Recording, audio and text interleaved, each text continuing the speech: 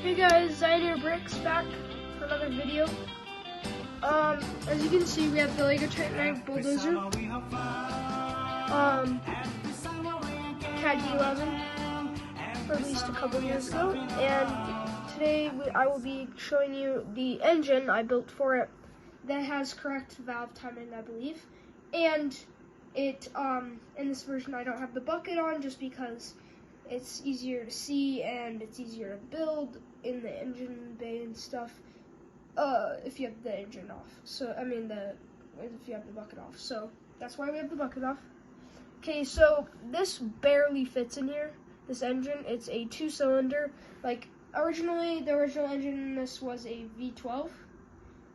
In the Lego set, it's a V12, 12 pistons run by the wheels. And so I was like, why don't you just use the running function for a different engine? So that's what I've done here.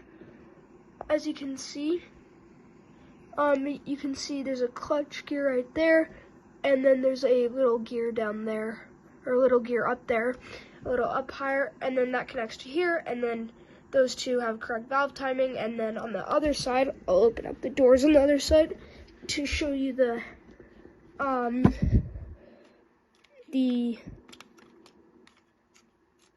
if I can, to show you you can kind of see, if you look in there, the little pistons on the piston engine underneath there, the little crankshaft, and then you can see the back of the red things, and then these doors just shut, just like that, as they're supposed to. This side you can't have doors. You can have one, but you can't have two. You can't have this big one because of this gear, but I think it looks cool without it because look at it run. Okay, so this is test 1. Look at it run. Give me a second, let me track okay, ready? Oh, stand by guys, this needs to go back. There we go. That way it doesn't break itself.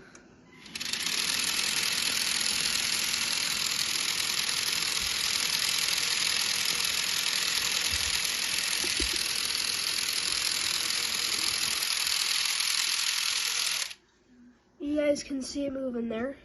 Let me retrack it.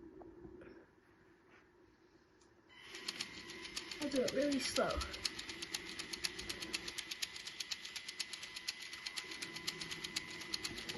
You guys can see the boop, boop, boop, boop, boop, boop, boop, boop. You see they're all offset, so it's a correct 4-stroke cycle. It's actually really satisfying to watch. I mean, look at the little paddles. Technically, it's an overhead valve, but that's technically what it is.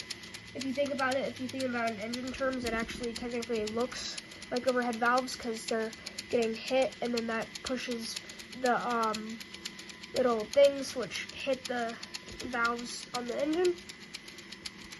You see it clicking? I'll speed it up here. There, it looks really good there. And you can see the engine, the wheel speed.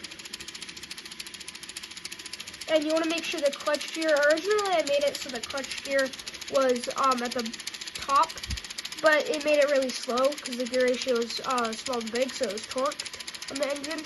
And I didn't want that, so I just switched around the gears, so now it goes faster for the actual thing, for the actual wheels. And the whole reason you want to have a torque gear is because if you don't have a torque gear, then if something is wrong with your wheels, like if something's wrong with the powertrain, or if the engine gets these little pistons, originally they didn't have these little gray pieces on them. Originally it just was free, it could go up and down more. But with that, it caused these things to sometimes get lodged down too far and then fail. So what you want to do is you want to put those gray pieces in there so it works, and then so it makes the engine run better. And if you don't have those, that's okay, but I mean, the engine won't work as well, and there's a possibility of it breaking.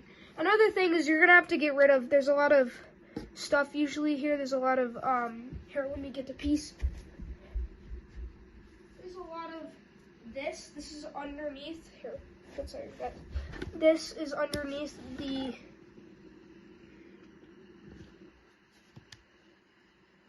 this is on top of the engine, and then underneath the top part, and you're gonna have to take this out because, and I know this looks super sick, but you're gonna have to take this out because the engine is too tall, because otherwise you won't have enough clearance for the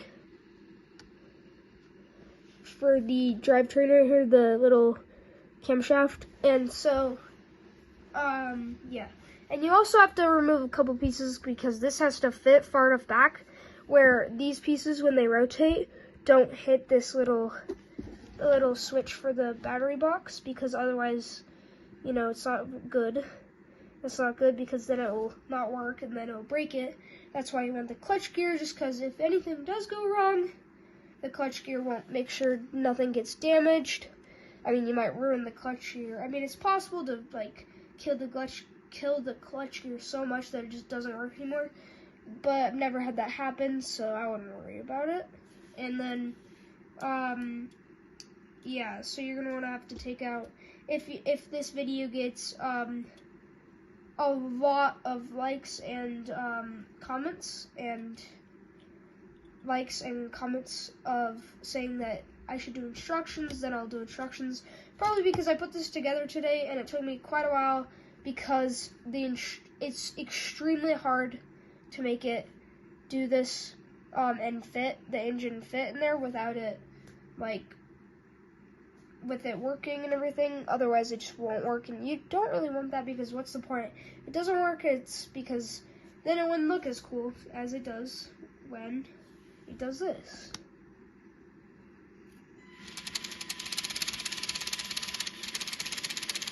Isn't that so satisfying, guys?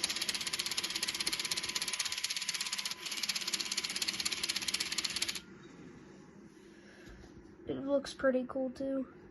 You can kind of see it barely fits in here though. You can see there's like one brick, I think, of space. That's why you can't have, that's why you can't have this, because it just won't fit. And if it did, then it would be like weird, because then the top of this would be like all the way up here. You don't want that. And this is also, you don't hardly take any pieces out. It's most of the original pieces. Of course the engine isn't, and the mechanisms, and you're gonna need quite a few extra pieces to make sure it can get in there.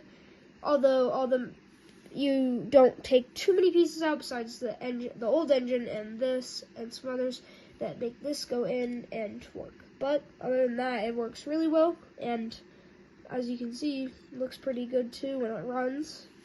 And you can say that your bulldozer now has a more powerful engine, because it does.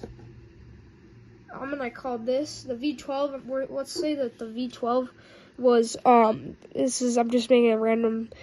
I'm just making this up, but let's say the V12 was 800 horsepower, okay? Originally.